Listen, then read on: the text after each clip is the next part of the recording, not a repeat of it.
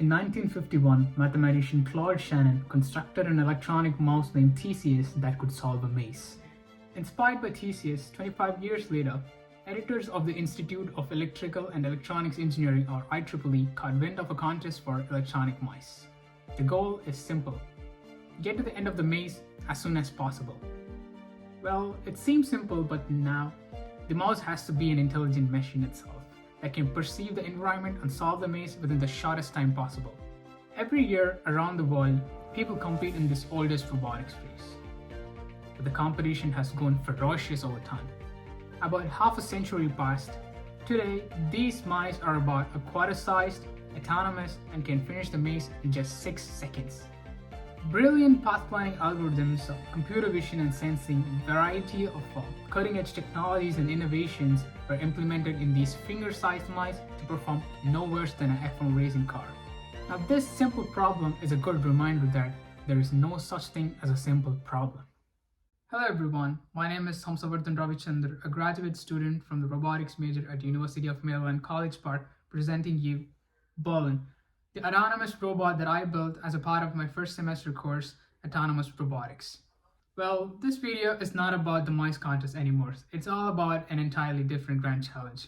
One of the courses that I took in my first semester is ENPM 701 Autonomous Robotics, which is a hands-on course that expects us to build a robot to accomplish the ultimate goal, that is the grand challenge. In the grand challenge, a 10 feet by 10 feet arena is provided with a number of colored blocks randomly scattered anywhere in the arena and the robot located in one of its corners. Initially, the robot has to sense a red block from the cluttered environment, orient itself towards a block, traverse to it, and retrieve the block. After successfully retrieving a block, the robot has to carry it and place the red block inside a 4 feet by 4 feet construction zone located at the bottom corner of the arena. Similarly, now the robot has to look for a green block in the arena, retrieve it, and place it in the construction zone, and then followed by a blue block. The same procedure is looped again thrice, making it a retrieval of 9 blocks in total, expected to be done in a specified order within a duration of 10 minutes. In addition to that, the round will be considered disqualified if the robot touches any of the walls, or the points would be deducted if the robot fails to retrieve block in the given order, that is, red, green, and blue. All of these tasks should be performed by the robot that we build, which has to be fully autonomous. Means no internet connection, no GPS, no remote control, or no nudging in between to help the robot get unstuck. So, how do we do it? It's probably one of the most challenging projects I have worked on, which involves different fields of engineering like motion sensors, computer vision, path planning, sensor fusion, Internet of Things, mechanical design, and etc. To proceed with, first we need to understand the structural build of the robot.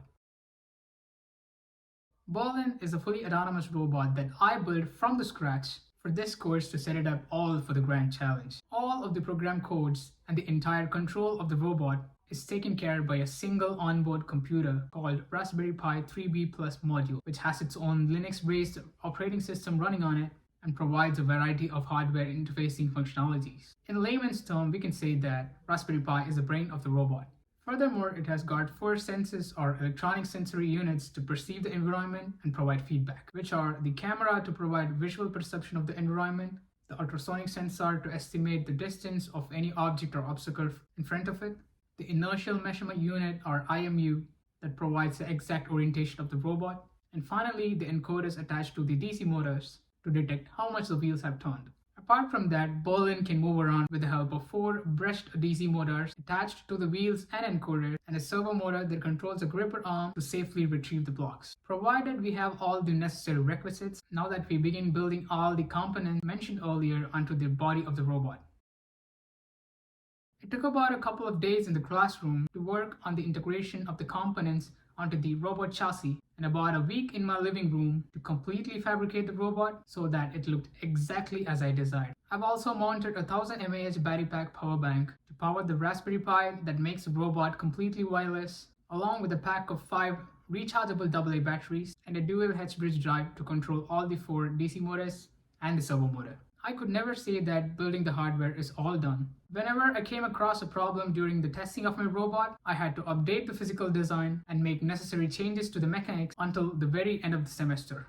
Now, with enough information about the hardware and the structural build of the robot, let's look into the most critical part, which is the software aspect that provides intelligence to the robot. The entire problem of Grand Challenge itself can be segmented as multiple layers and can be peeled off one layer at a time to finally reach the goal. We can classify the software problem further into three parts: perception and sensing, locomotion and control, and the planning and localization problems, which can be dealt individually. There are mainly two modules in the robot that contributes to the perception and sensing aspect. It is a camera to provide visual information as a photographic image or video recording, and the ultrasonic sensors used to sense the walls and helps the robot to maintain at a certain distance from the wall, avoiding collision. A few early assignments such as object detection using HSV color mapping, estimating centroid of the detected object, corner detection of a colored arrow mark to determine the orientation of the arrow pointing, and a few others to dig and play around computer vision and OpenCV functions required for us to deploy in the Grand Challenge.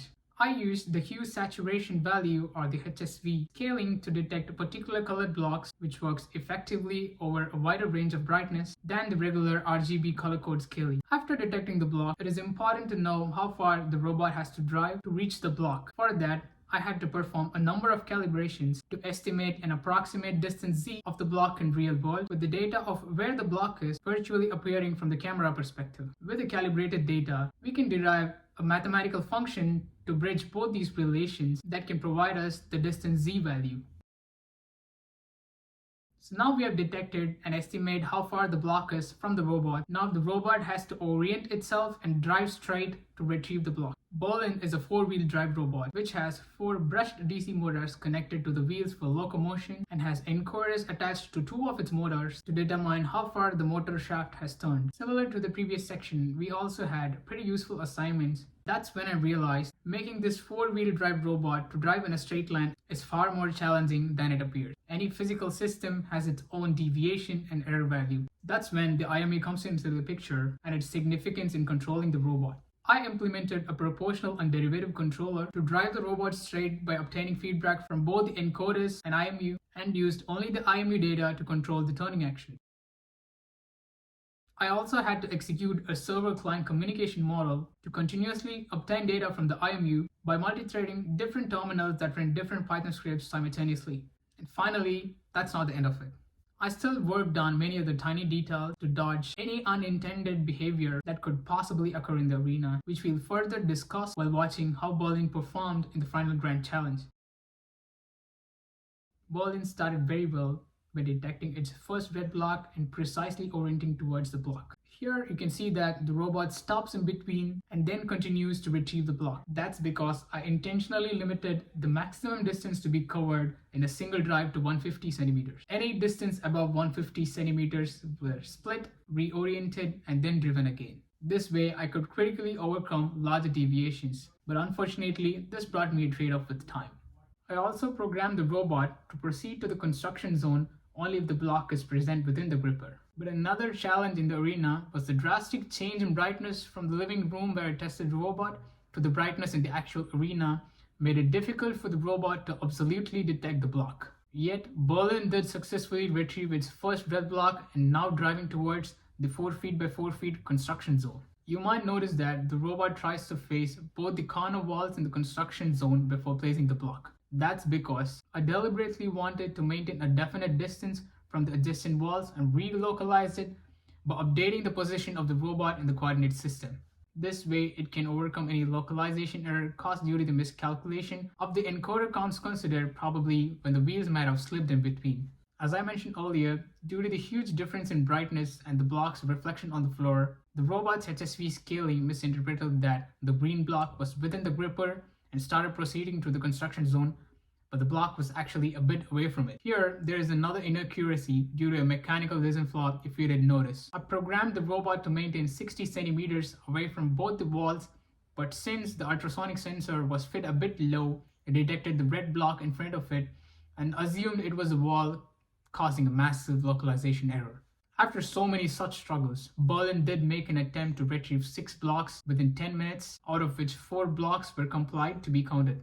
To name a few difficulties and challenges faced during the Grand Challenge arena, enormous friction due to the arena's flooring was one such factor. for which I had to stick these tape around the wheels at the very last moment to overcome excessive friction. I also attached these custom-built bumpers to avoid any of the blocks getting stuck underneath the gripper or in between the wheels that could possibly interrupt the free motion of the wheels.